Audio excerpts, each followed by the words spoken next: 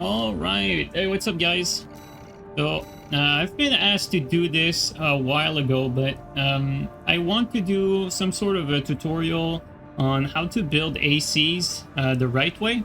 Now, obviously, we're still waiting for the first patch, so we're still in the Zimmerman meta, but I think there's some information that we can share that's likely going to carry throughout the entire game's life cycle, whether it's for PvE or PvP.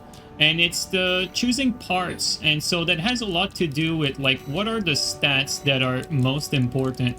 Like, for instance, one thing that could change and will change over time is the importance of the weight stat, because like here, for instance, the weight of each part right now is not as important because that affects the speed, and right now we're not in a meta that's related to speed, because you can assault boost and pretty much use high speed on nearly every build, maybe except like super heavy tank. So for the most part, the weight is not like the most important stat at the moment that you're looking at when you're building your AC. Usually as long as you're under the weight limit, the weight is not as important. So this is like one example of some things that can change over time, like the weight being more important or the speed being more of a factor in the future. Right now, like I said, it's not as much of a factor. So let's jump straight into it. So I think a good segue to start this would actually to show you like what an actual super meta build looks like. And right now, before we got any patch drop, obviously anything that's like a strong build is going to be double Zimmer and high stability. So the build we got going here has the attitude stability like all the way up to 2400, and that makes a huge difference in gunfights, as you can get staggered less. So with that being said, let's start with what are the good parts for each body part. So let's start with the head. So when you look at all these head here, I'm going to be straight up. There's one that stands out as being the best overall, and that's the Varel.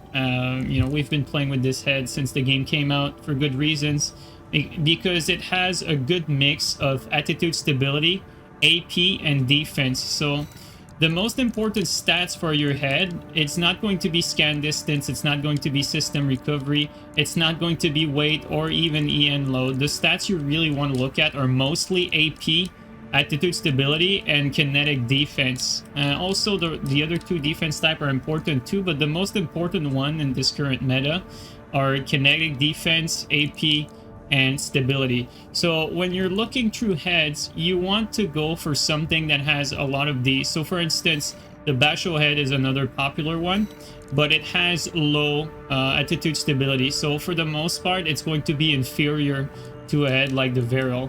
Another good head, in my opinion, is this one here. Even though it has less AP and less defense than the previous head, it has higher stability, and stability is also, in my opinion, the most important stat for your head. So a head like the VP44D, in my opinion, would be something like the second best head. And then you also have other good heads, like, you know, this is another decent head. But this one, for instance, would be completely inferior to the Varel, because the Varel has more defense, more AP, and more stability. So it makes a head like this obsolete, but, you know, this one is not worse by a lot compared to the Varel. And then if we look at other heads that could be good, this one is okay. The reason why the Mind Beta head is okay and not amazing, despite having much better stability, it has significantly lower AP. So if you compare a head like this to the VP44, like basically you have almost the same stability, but you have 300 more AP and basically the same defense. And so like really the VP44 is just superior right now. Another good head would be actually this one, the Ephemera. Ephemera is also a good all-around head that has some good defense and some good stability. So I think the closest thing we can compare it to would be the Varel. So what's cool about the Ephemera is that it has higher stability than the Varel, almost the same AP, similar defense. So you could make an argument for using the ephemera. So all in all, to recapitulate, which head should you pick? Honestly, Viral for the most part is usually the best. VP44D, another good one. And then Ephemera is another good one. You can also go by look between those three, but for now, for the current meta, without any patch, these are the three heads that I would actually recommend you use in PvP above all the rest. So all the rest are not necessarily that good compared to those three. You could technically go for a Basho here and there, but I personally would not recommend it because the stability is too low in my opinion, and stability is the meta at the moment because you want to prevent getting staggered. So this is what I would say, and to recapitulate, you want to go for AP, kinetic defense, and stability. Those are the three most important stats. AP is your health, kinetic defense, well, it's your physical defense against other shotguns, and then your stability is how many hits does it take before you get staggered. So those, I would say, are the three most important stats. Now moving on to the core. The core is a bit more intricate because there's a stat that's going to massively affect what type of generator you can put on your AC. So if you take a look at the very bottom right of the screen here, actually I think I can show it with the mouse. If you take a look at this here, the current EN load, the core will massively affect what is the maximum energy capacity that you can have on your AC.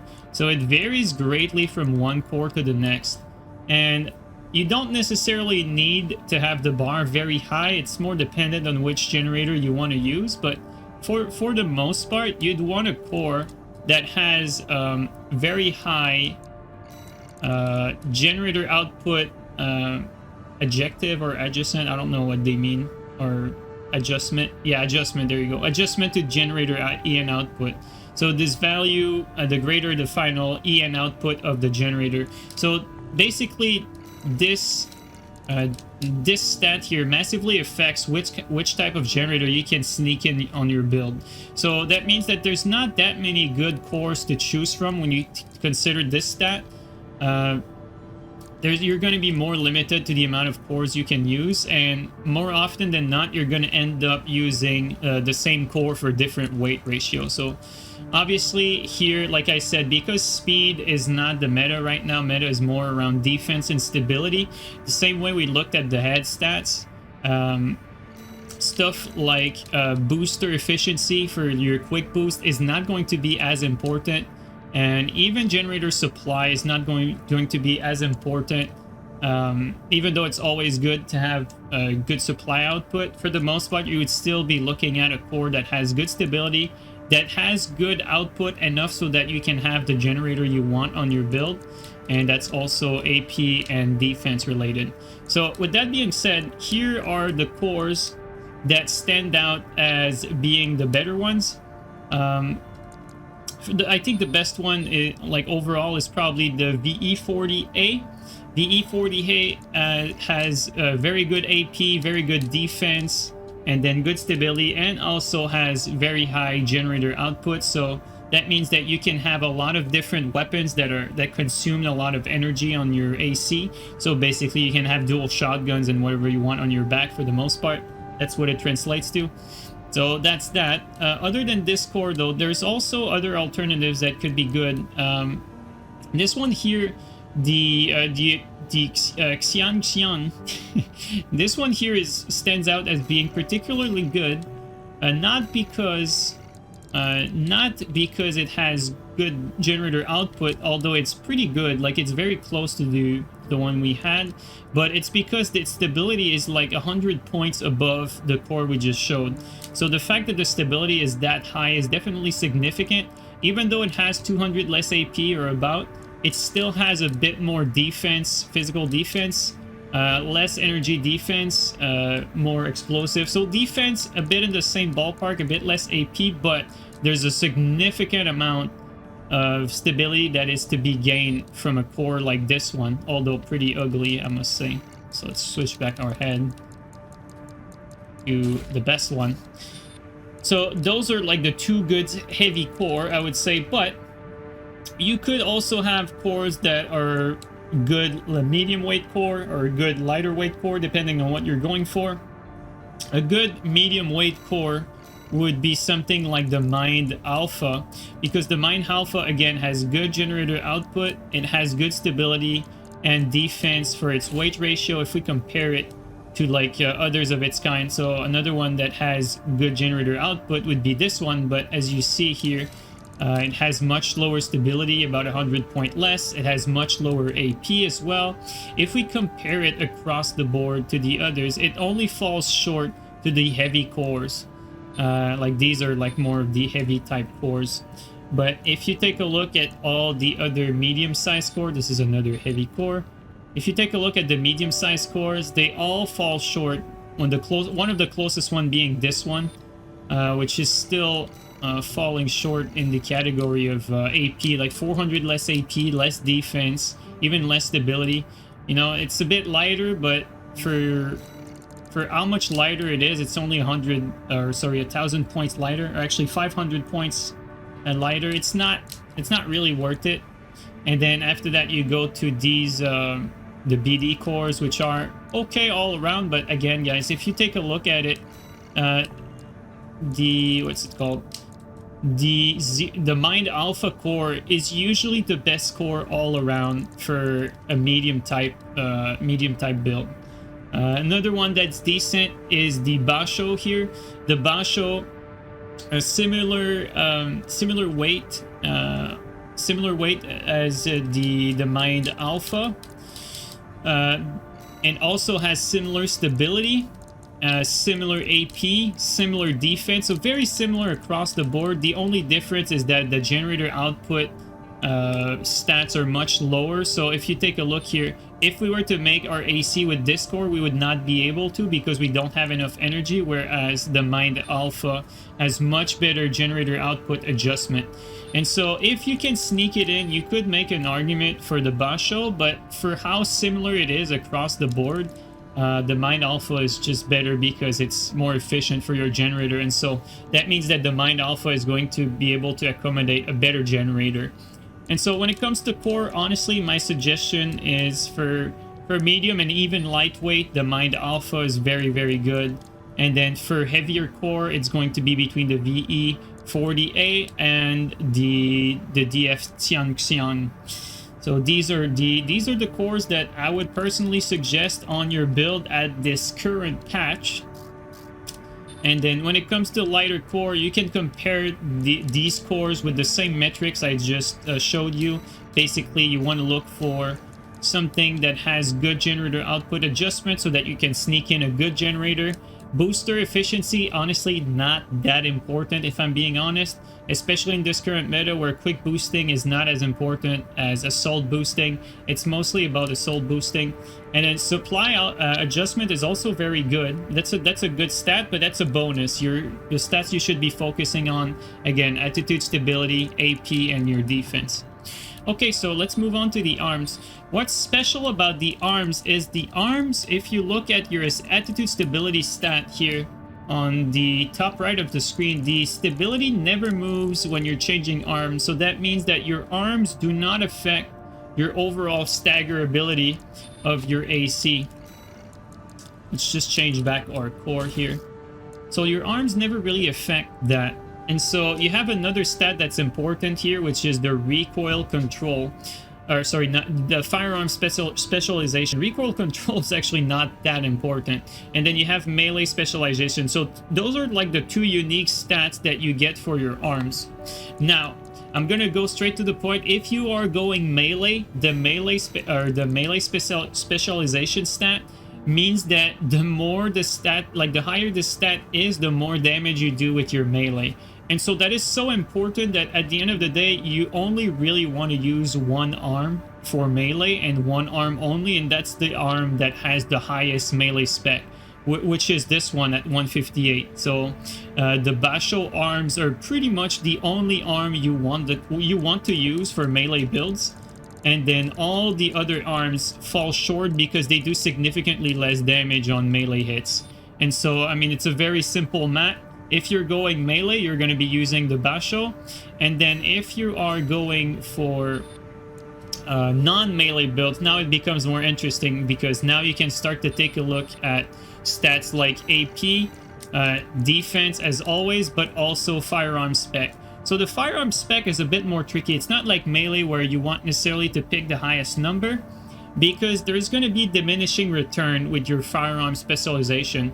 And what do I mean by that?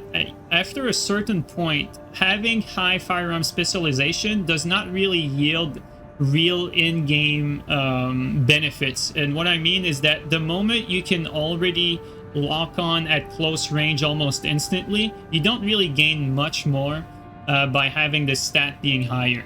And so it's not always best to have the highest firearm spec. Like for instance, some really good arms for firearm specialization would be these ones here, which have 160.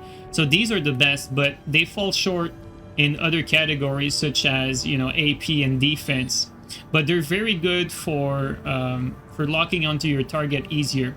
But this particular stats goes hand in hand with your FCS. So for instance, if we're talking about the shotgun meta, if you're talking about the shotgun meta, chances are you're either going to be using this FCS with 83 close range assist, or this one with 90 close range assist. In my opinion, it's not worth to go for the 90 close range assist. Why? Because the difference between 83 and 90 is not that significant. And so you'd probably want to have some medium range assist over this. And this one consumes more energy and is a bit heavier. So at the end of the day, the only reason you'd use this one is maybe if you're using some missiles with your shotguns, for instance. But usually those are like the two FCS that you're going to be using. And because the close range assist in this case is so high, it makes it so that you don't really need to have your firearm specialization be significantly like it doesn't need to be that high. So something like the Basho here at 53, which is very, very bad, is too low. You're going to see a difference in gameplay. But when you start to get closer to 100, everything around 100 and higher is going to be just fine for your build. And so you don't necessarily need, if you're using the FCS I've mentioned, you don't really need to have that stat be that high. On the other hand though, you can compensate for this by having a different type of build. So for instance, if your build is not necessarily centered around Zimmer shotguns, yeah, maybe you're feeling adventurous. Maybe your build is centered around missiles, for instance, right? Let's say you have an FCS like this, where you have 40 close range assist and you have good missile lock on. So an FCS like this would be great for missiles, not so great at close range assist. So to compensate for the bad or the worst close range assist that this FCS has, this is the moment where you would go and sacrifice some defense and some stability to go for arms that have the highest firearm specialization. So like you basically combine arms that have a bit less AP, less defense, but higher firearm spec, just to be able to compensate for your FCS. So you see the relationship there. There's not necessarily an arm that's going to be best for every build, but depending on your weapon choice, and the reason why we don't cover necessarily weapon in this is that weapon choice on its own is like very, very dependent on what you're trying to achieve with your build. We're using here a base for dual Zimmer shotgun because that's the current meta, really. But if you were to go for missiles, you'd pretty much pick an FCS that's around missiles, like we just mentioned. If you were to go for something that's more long range, medium range, you'd choose another FCS. And then around the FCS and the weapons that you choose, then you adjust the arms that suit your build best. So to recapitulate, if you're going melee, the Basho arm is a no-brainer because you need the highest damage. And so it's going to be a very simple equation. You just go for the melee spec and that's it. And then after that, if you have a build that has a good FCS for their range, you just need to hit for around firearm specialization of 100 or around 100 or more.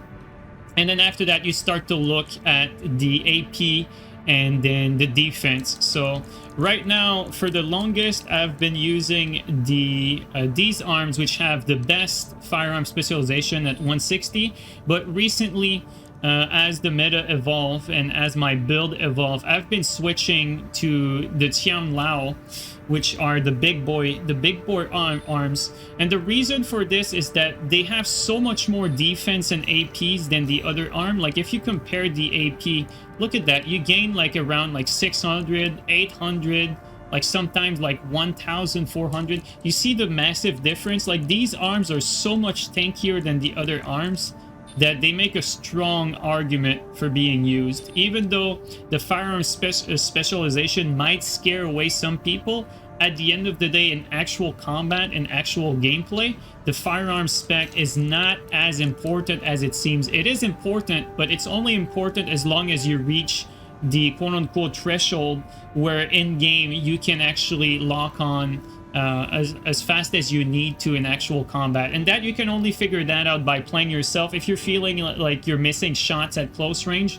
then you need to get that stat higher. But honestly, if you're using something like I'm using here, which is 83 close range assist with the Abbott FCS, and you're using the Tian Lao, it should actually be enough for, let's say, your Zimmer or anything else close range. So that's pretty much it for the arms. And obviously those arms are very heavy, and so same concept as before, guys. You go down the chart, like if you need lower weight or lower energy load, you'd go for something that has lower AP, lower defense, but always trying to keep that firearm spec around 100 or above. So other good arms that should be noted are these ones here. These ones pretty good, 123 firearm spec, some decent AP and defense. Those are usually good medium arms. Same thing for these ones here, also good medium arms. These ones too. The lighter arms, I would not recommend them as much. If you want to go for something light, honestly, I would probably go straight up with 160 firearm spec and then sacrifice somewhere else on your FCS or something like that. So for the most part, those are the arms that I would suggest. I actually like also these arms here. The Melander arms are good as well. They're pretty light. They got good AP, good defense, and decent enough firearm spec. And so something like that can work too. But again, guys, if you're going melee, simple, Basho. If you have the weight ratio for it, if you have the good FCS, it's really simple. Honestly, you go for defense. The Tian Lao are just great. And then if you want to go lower weight, and then you have a bit more option, and then you can start making sacrifices depending on your needs. But again, guys, you really only need the minimum firearm spec. You don't need to max it out. That's like a common misconception at the moment. Everyone is trying to max out their firearm spec. I was doing the same mistake too, until I realized that there's really no point for it, especially not in this current meta. Okay, next step. And you guys are going to be noticing a trend.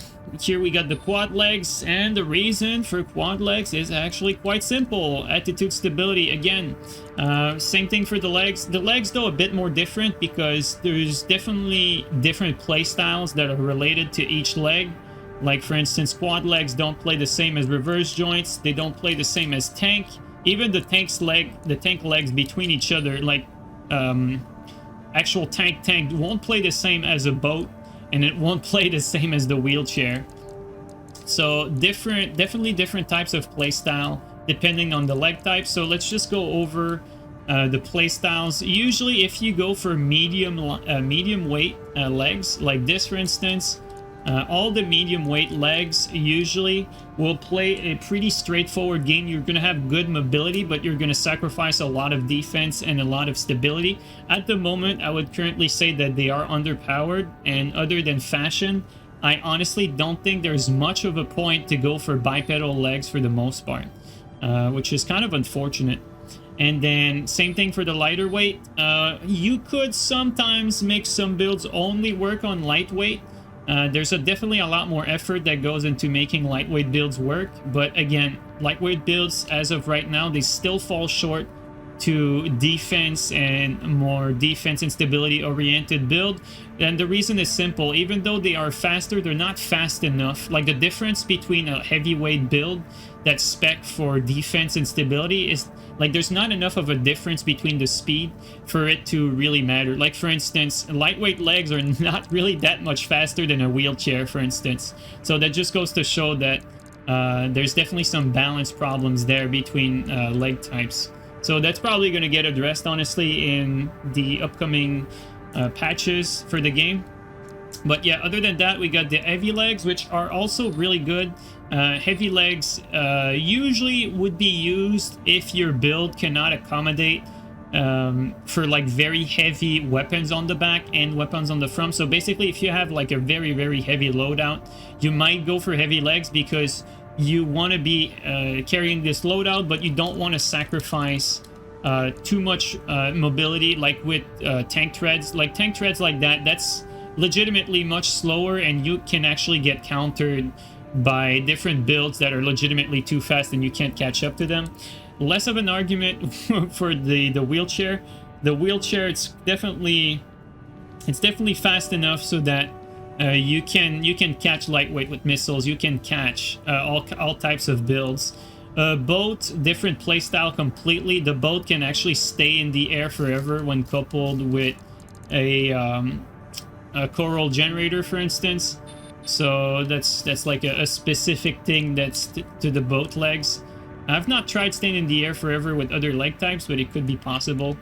And then after that, what do we got? We got the reverse joint. Reverse joints, obviously the advantage with reverse joint is that you can jump very high. Jumping very high, usually not that useful except in some situations. What's good about getting the upper angle on your opponent when you're looking down at them, it can be good to use weapons such as weapons that have a blast radius. A good example for that is the earshot. So if you're someone that uses grenade launchers like the earshot, when you hit the floor with that, the blast radius is so large with a 90 blast radius that it's very good to get the upper angle on your opponent. And legs like reverse joint can help you get that upper angle very easily. And so that's probably like one of the best argument to be using reverse joint is to have that upper angle like that. Other than that, there's actually not much of an advantage of having that upper angle. It's easy to reach. It's easier to reach targets that are up in the air. But the problem with reverse joint is just look at this attitude stability difference, guys. If you take a look at this, like this hovers around 500 to 600, whereas if you compare this to quad legs, you're looking at like 1,400 compared to, like, this is less than half as much and has less AP and, you know, less defense. So it's a hard sell to go for reverse joints, in my opinion. It's a fan favorite. I get it. People like these legs. I used to like them too in other Armored Core. Unfortunately, in this particular Armored Core game, I would classify all reverse joint legs as underpowered, in my opinion. And it's not necessarily because they're not well designed and they don't have their own playstyle and their own specific use case. It's just that they fall short to the superior stability that some of the other heavier legs offer, while also having enough mobility. So for instance, the Varial leg here that have absolutely crazy stability at 1,400 also have a ton of AP and a ton of defense. So something like this is just so damn tanky that it's going to be really hard to take down someone that's as tanky, that has access to good mobility as well. Let's just change back our build here. And so you could also go for something a bit lighter, like these quad legs, for instance. But I'm learning over time that honestly, like, speed is just not the name of the game right now. As long as you're fast enough to catch lightweight, you don't really need to go for anything lighter, really. And so, from my experience, the only thing that really has trouble catching lightweight is like actual tank treads. Maybe boats a little bit. Boat can struggle as well, but these are really, in my opinion, almost the two only leg types that are too slow and that could actually get countered by something very light. And even the boat, I would actually have to play a little more with it to be 100% sure, because even the boat is actually pretty fast when used with the right generator. The only legs that I would say can actually get countered by lighter weight is definitely the tank treads. Other than that, all the other leg types moves just fine, really. Like, they're all fast enough to catch up with a lighter weight, especially the wheelchair. Okay, so let's go into the specifics. What you're looking at for legs, obviously, like it's been the trend with what I've been saying, you want to go for attitude, stability, AP, and defense.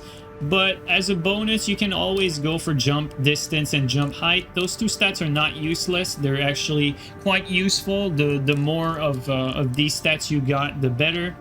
But at the end of the day, really, it comes down to like what type of mobility do you want on your build. Then it's gonna be like whether you choose bipedal, whether you choose heavy legs.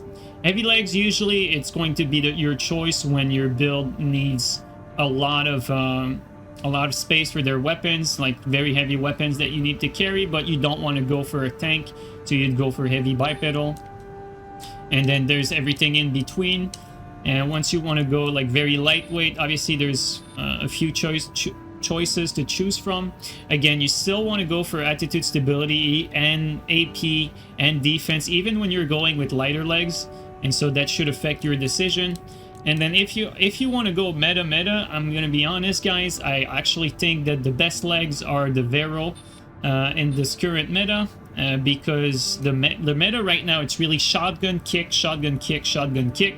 And so if you can get that going, these legs are actually the best, simply because they have a load of defense, they have super high stability. I actually think, yeah, they have the second highest stability right behind the tank treads. And the reason you don't want to go for tank treads is the tank treads are probably the only legs that are not fast enough to catch up with lightweights. And so you don't want to get countered by lightweights, and you are actually fast enough with the Vero to chase down lightweights as well because of the assault boost. It's all related to the assault boost. If there was no assault boost, lightweights would have a much easier time dealing with heavier builds, but because assault boost is a thing, and it's very hard for lightweights to get away completely from a build like this. And you really only need to catch lightweight once, because once you stagger a lightweight, you kick them, you shotgun them, and then the sort of vortex continues. The lightweight has a lot of trouble getting away from it afterward, and you only need to stagger them twice usually, and it's over. And so whereas they need to work a lot harder to get just one stagger because you have so much more stability. So this is how the legs work at the moment. Now let's go to the boosters. Boosters is actually an interesting one because there's much more variety of good different boosters that you can use depending on what you're going for. Personally, I like the BST G2 P04, and there's really one simple reason for it. It is the low assault boost energy consumption at 253.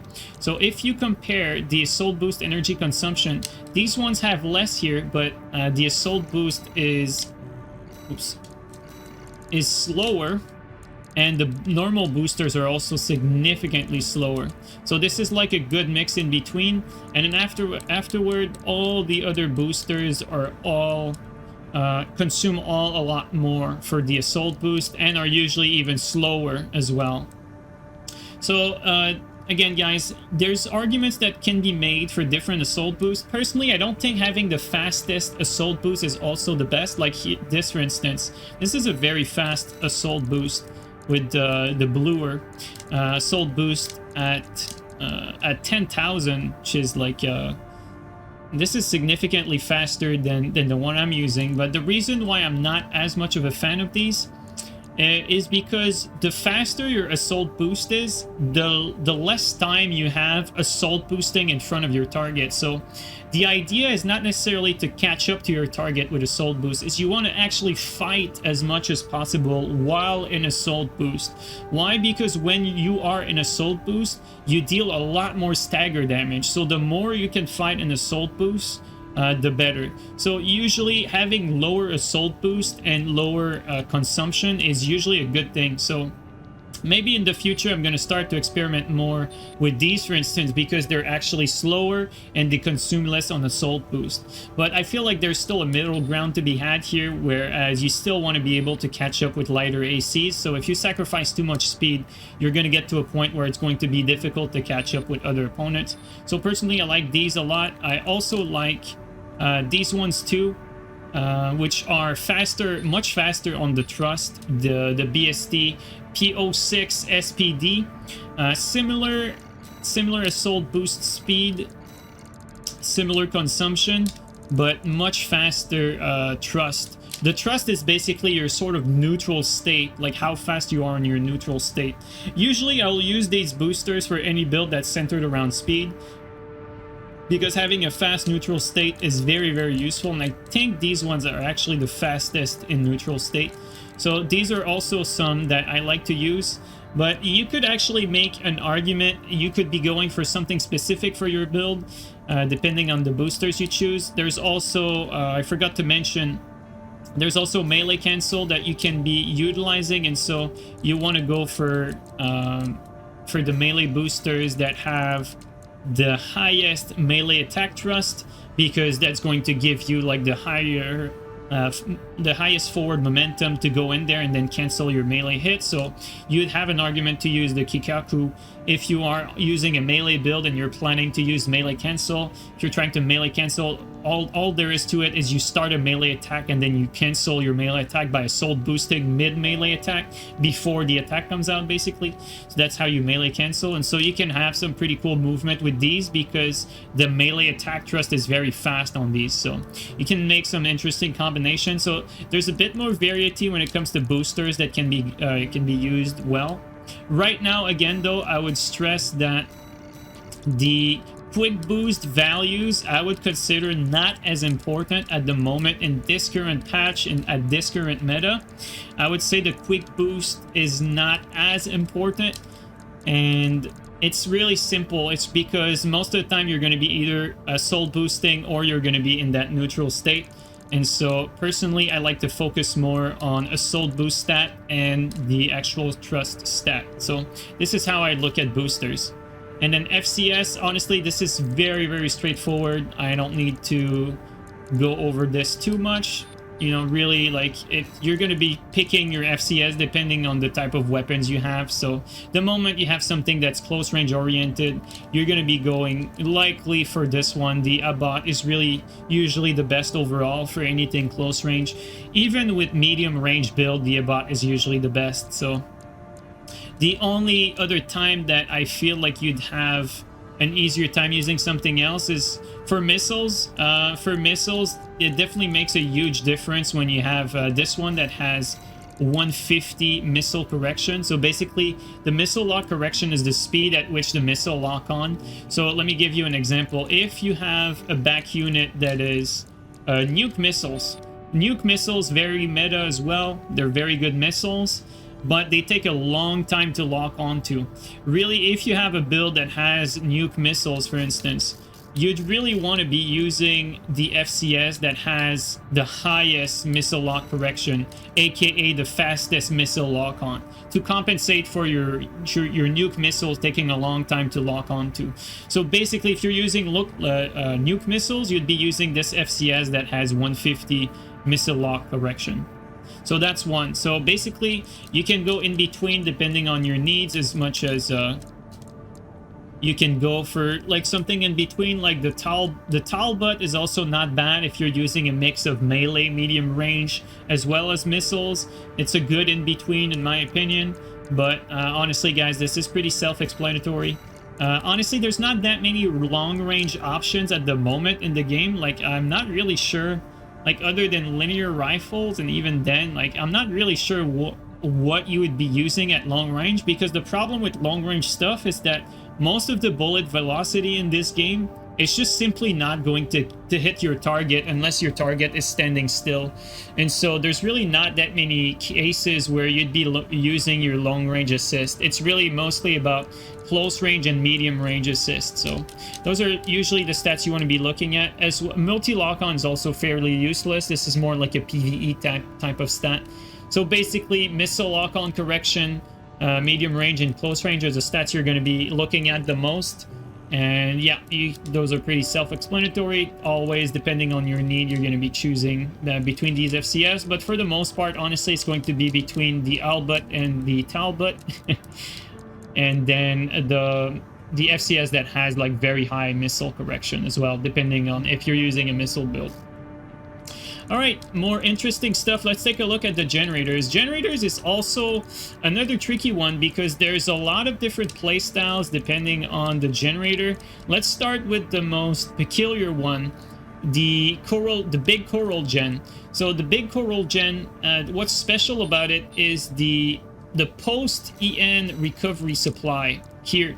The post-EN recovery supply, or the post-recovery EN supply, what that is basically once you run out of energy completely after a certain amount of time, you're basically going to get a massive recharge of energy all in one go. So your energy capacity here is 4,400, but you're basically going to recover 3,300 in one go when your energy gets completely depleted. And that depletion takes about, I think, about 4 seconds, something like that, for it to completely regenerate. Could be wrong on that. It's fairly long as per the supply recovery here, I believe. Yeah, there you go. This is the recovery it takes when the EN is fully depleted, and then this one is when the energy is not fully depleted. So very long time to regenerate, but it has a large capacity and it recovers a lot in one go when it's fully depleted. So you want to use this generator by completely emptying the tank basically, and then after that you pretty much get all your energy back in one go once you get your energy back. But there is a significant downtime, so it's not necessarily the best for every build because of that significant downtime. Like if you're in the action a lot and you're emptying your tank a lot, but you're still in the action while you're emptying your tank, it might not necessarily be the best generator for all cases, although it is very often very useful. Like for instance, we mentioned the boat earlier, the boat legs. What's special about the boat legs is that they fly very, very slowly, and they go down very slowly. It's like they hover, they float almost when they go down. Like they slowly go down and they float downward. And because they float downward, you can be out of energy floating downward, and by the time you're floating downward, your generator here, if you're using the Coral gen, you'll have recovered all your energy back, and you can then be back to full energy without even touching the floor. So there's definitely some interesting mix that can only be possible with this generator. So that's why we're mentioning this one first, because it's very specific. It has some interesting use cases. Okay, next one, let's go for the other easy one to explain. Let's go with this here. The energy firearm spec. The energy firearm spec is quite special, just like the melee spec back when we explained which were the best arm for your melee builds. Well, it's very simple. The energy firearm spec works the same way. Basically, the higher your energy firearm spec, the more damage your energy weapons do. So you definitely want to focus on having a generator that has high energy damage if you're going for energy weapons.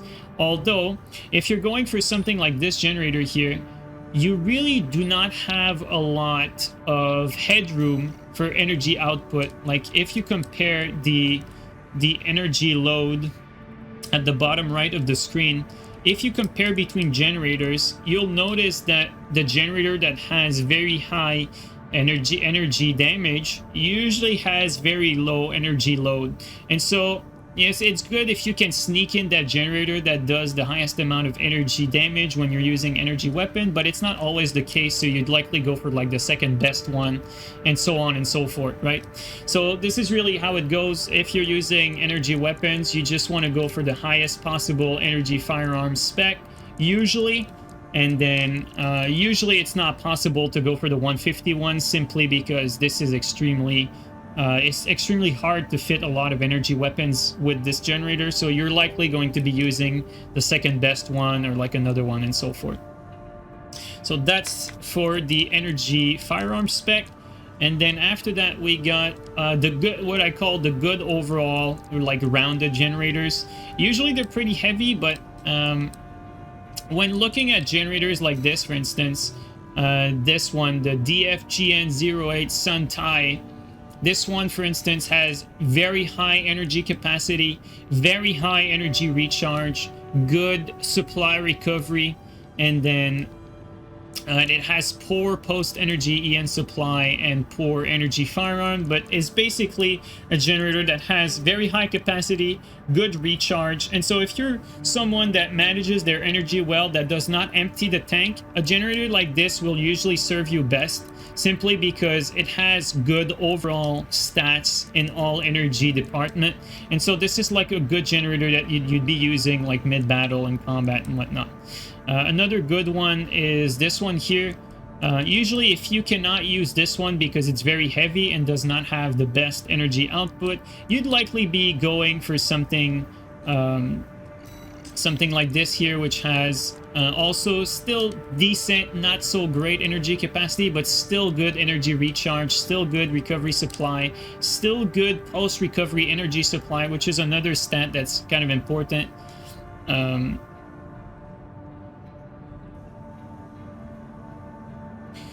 So yeah, that's another big reason why I like this one, is that because the post recovery energy supply here is about halfway of the generator, you can still have a little bit of that similar effect as the Coral Gen, although not entirely.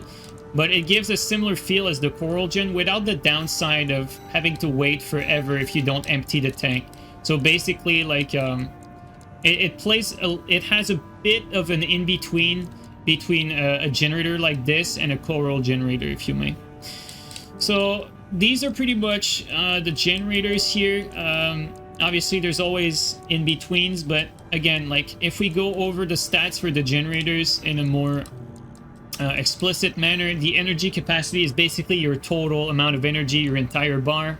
The energy recharge is basically how long it takes for your generator to start recharging energy. So like when the tank is not fully emptied, like for instance, if you touch the floor, like you boost a little bit, your bar is halfway full, and then you touch the floor, like because your EN recharge is going to be very high, just barely touching the floor is gonna start your energy regeneration right away, and so it's gonna start filling your bar back up just by touching the floor really quickly. Whereas if you were using something like a Coral Gen, because that stat is very low, you would not start regeneration until you stay on the ground for a while, and then the energy recharge would start. So you see the difference there? So that's what the energy recharge is about. Supply recovery. So yeah, this is when the energy is fully depleted. Although, one second here. So this is the time it takes after the energy is fully depleted. So same thing with the energy recharge. The energy recharge is when it's not fully depleted. This one is when it's fully depleted. And then the post-EN recovery supply is how much it gives you when that recovery supply kicks in.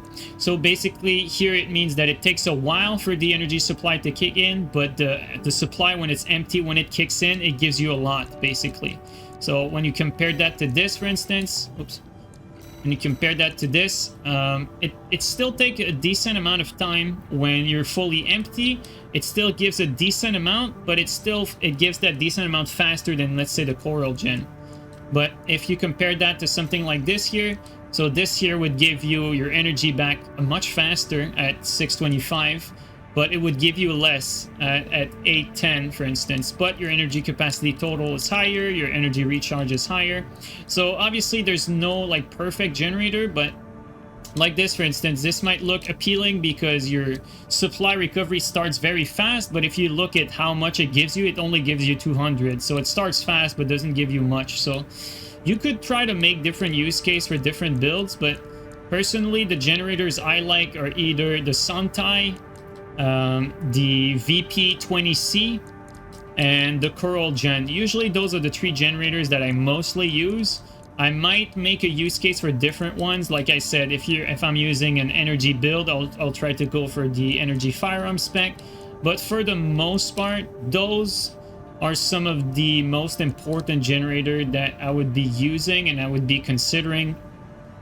This one is not bad either, the VP20S instead of the VP20C. It's lighter, but it gives less energy for how many weapons you can fit on your build with your current EN load, so that's also something to consider. Usually what's going to dictate which generator that you're going to be using is also going to be your current EN load, because most of these generators can actually not accommodate all 4 weapon slots. If you're using like heavy weapons, there's only really going to be a few options there, so it's going to depend on your build, but for the most part, these are the stats that you want to be looking at. So again, to recapitulate, energy capacity is your total amount of energy you have, so how big your bar is, how long can you stay in the air.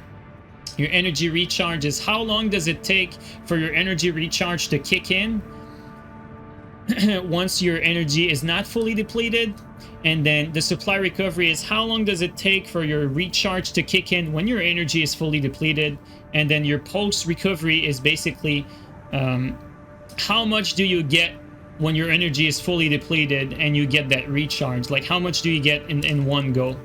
And so that's why the Coral Gen stands out in that regard. It's that it has the highest boost of energy that it gives you once it recovers.